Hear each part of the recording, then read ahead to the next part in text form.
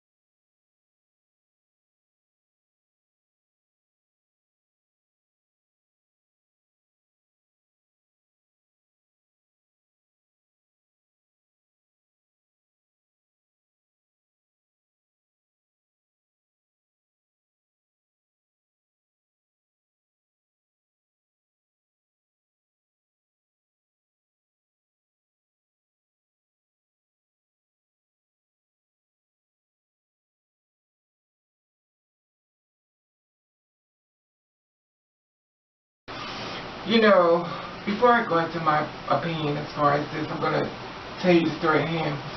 If you know me, you know these type of videos drain me. You see, oopala, my hair is black. I'm just flustered as far as this whole topic.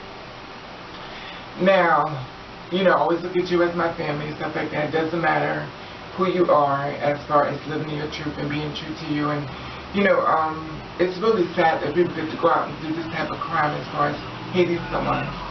But as we know, 29-year-old Omar went out and killed 50 people. And I believe it went up one, I'm not sure, with conflicted injuries. Once again, like I said before, it's a big mess. Everybody's trying to figure out different things and stuff like that. So like I said before, I want you to work with me as far as this. You know, 53 injured, and, you know, they said it was a total of 103 as far as being the target. As far as, you know, what I didn't know is that Omar had went inside. He had actually held some of them hostage, and he wouldn't let them out. I knew about the killing, but I didn't know about this. Also, speculation, I don't know if it's true or not, but they said that people were still inside of this Pulse nightclub after the service going on, you know, from 2 to 5. But they said they was still always, they was in there over to 11, 12 o'clock at night. I don't know when they started moving the bodies, but they said they wanted to get in contact with the family members before they started moving the body out of the nightclub. So when we was watching, you know, as far as us on the them on the news, the bodies were still on the inside. Now, I was under the impression that they was taking all the bodies out, getting to the hospital as soon as possible. But I later learned that the bodies were still inside the nightclub, allegedly. Not sure, like I said before, it's a lot of speculation. Omar was married, his wife popped up. I was woken up by my parents calling me saying, Satora, wake up, and I thought something horrible happened. I'm like, oh my God, what happened? I called them, and the first thing that they told me was your ex-husband was involved in a mass shooting, and you know, reporters are at our house and calling us, and they will be probably at your house too. So I was devastated, shocked, started shaking and crying, because more than anything, I was so deeply hurt and heartbroken for the people that lost their loved ones, and the families that are now suffering, the people that are wounded, that are healing. And it's everything that I stand for, to not have that, for humanity to be in harmony, for people to not have to go through that, and to be in some way affiliated at one point in my life to somebody that caused such a tragedy it shook me. Instability, emotional instability, sickness, he was mentally unstable and mentally ill. That's the only explanation that I could give, and he was obviously disturbed, deeply and traumatized. Do you know, was the divorce with him difficult? Yeah, my family literally rescued me. The night that they were there, they had to pull me out of his arms. And by an emergency flight, I left all my belongings. We made a police report. And, you know, because we were at a distance, I was in Jersey and he was in Florida, the divorce took a year and a half to finalize because we were doing it from a distance. Did you ever see him support terrorism in any way? Not while I was with him. She wanted to tell the story that he was abusive and that he just did her bad. And she was married. He was married in 2009, and they got divorced in 2011. They had a 3-year-old son. And we already talked about it as far as the father. He said he didn't know his son would do something like this. However, I'm going to talk to you about the victims right about now. And the things, the storyline as far as, you know, what you know what actually happened is the 911 call. And I'm going to shoot you over to that video right now. A mass shooting in Orlando, Florida that's left 50 people dead and more than 50 people injured. The shooter actually called 911 surrounding the attack to pledge allegiance to ISIS and mentioned the Boston bombers, according to a U.S. official. Evan Perez is getting this information for us. Evan's joining us on the phone. Evan, specifically update our viewers what you've just learned. Well, we know that one reason why FBI immediately believed that this was an Islamic attack was simply because of that phone call that the shooter made. He made a call to 911 around that time of the attacks and pledged allegiance to ISIS. Now, the investigation is still ongoing. There's still a lot of information that is not known because the shooter is dead. They're going to have to put a lot of this together. But we do know that he was investigated, at least in the past, by the FBI. And he wasn't the focus of these investigations, but he was suspected of having ties to Islamic extremists in sympathy with Islamic extremist ideology. We're told that those investigations concluded without any action on him, any charges brought against him. And again, he wasn't the focus of those investigations. His name came up as part of an ongoing investigation of other people. Now, the question that will be asked in the next few days is how someone with that past was able to still continue to work as a private security guard for a company that does a lot of work with the federal government. They have contracts to protect federal buildings, and we know that he worked for one of these major contractors down there in Fort Pierce, Florida, where he lived. Again, that's going to be the top of every official's mind, simply because the fact that he had this job, this private security guard license, allowed him to buy firearms with minimal questions asked. He was able to buy at least one of the firearms that was found at the scene, a Glock pistol. He was able to buy that in the last couple of weeks legally from a firearms dealer in the St. Lucie County area. So we know that that is the source of one of the firearms, and he was able to do that legally, partly because he had this security guard's license that allowed him to do that. Okay, you see that. Now, allegedly, he called ISIS up and he wanted to let them know that, you know, basically that he was doing it. He said it was a 911 call to ISIS. Now, I'm a little questioned about that, because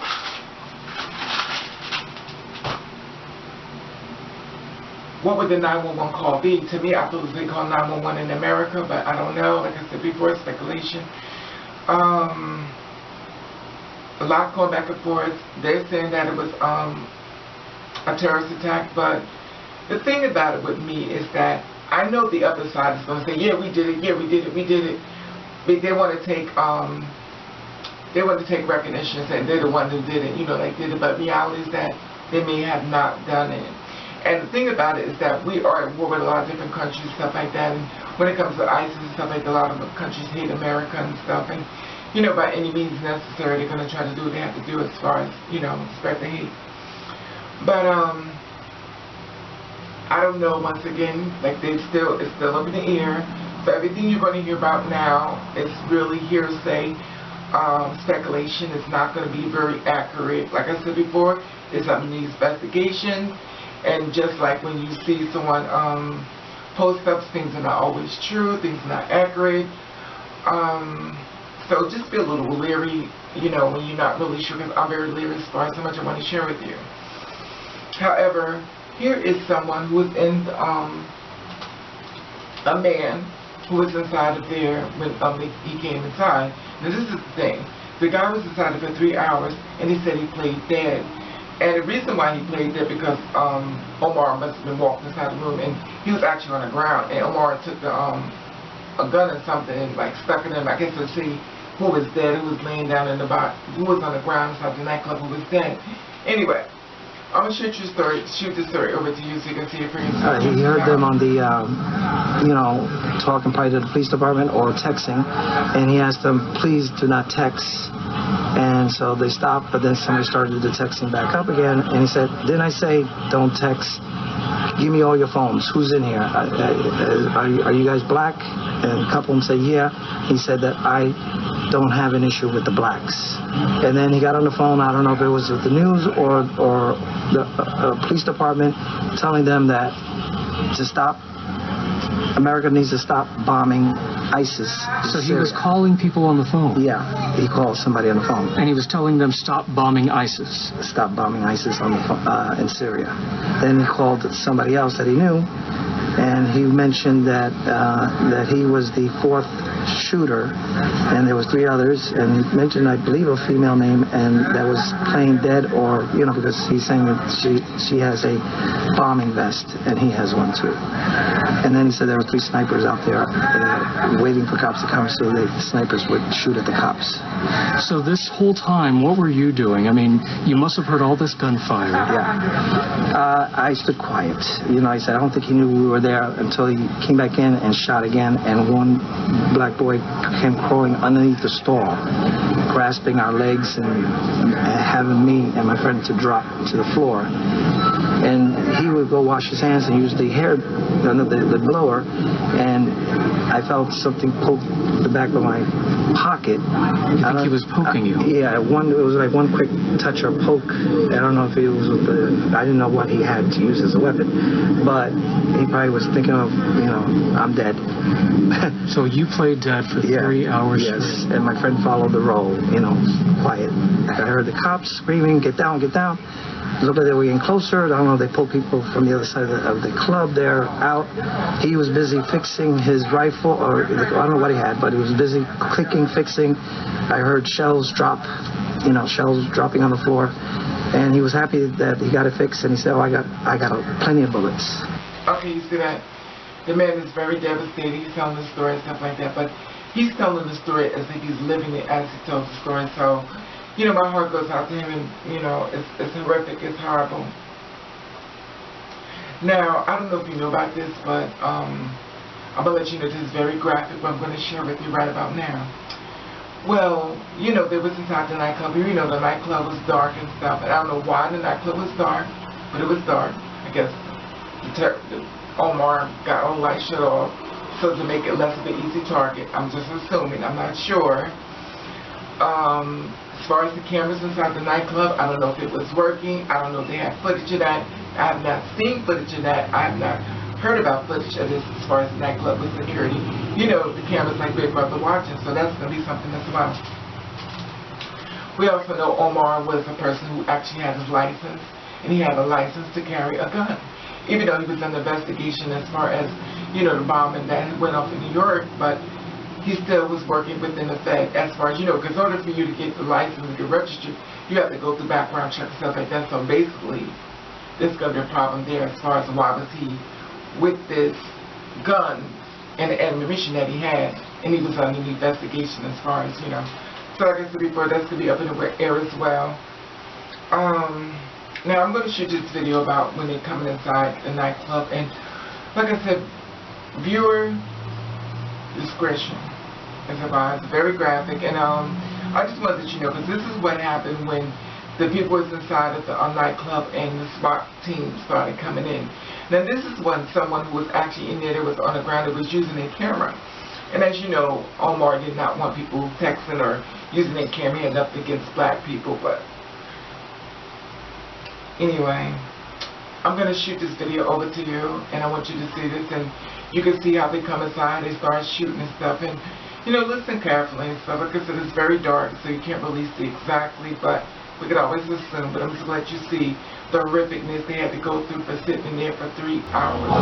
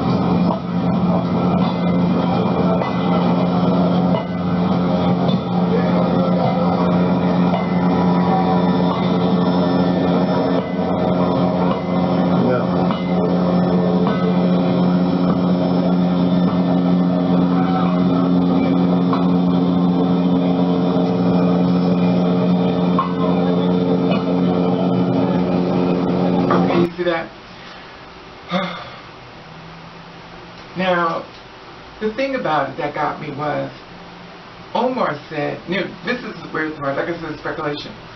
Someone had said at the beginning of it that it was more than just Omar. And he mentioned that he was the fourth shooter. That he was the fourth shooter. That went down to just Omar. But to me, I felt as though there's more than one person. Now, it was speculation that he had a female with him, and she had on a bomber. Female name, and that was plain dead, or because he's saying that she has a bombing vest, and he has one too. Female name, and that was plain dead, or because he's saying that she has a bombing vest, and he has one too. Plain dead among them, which makes me question: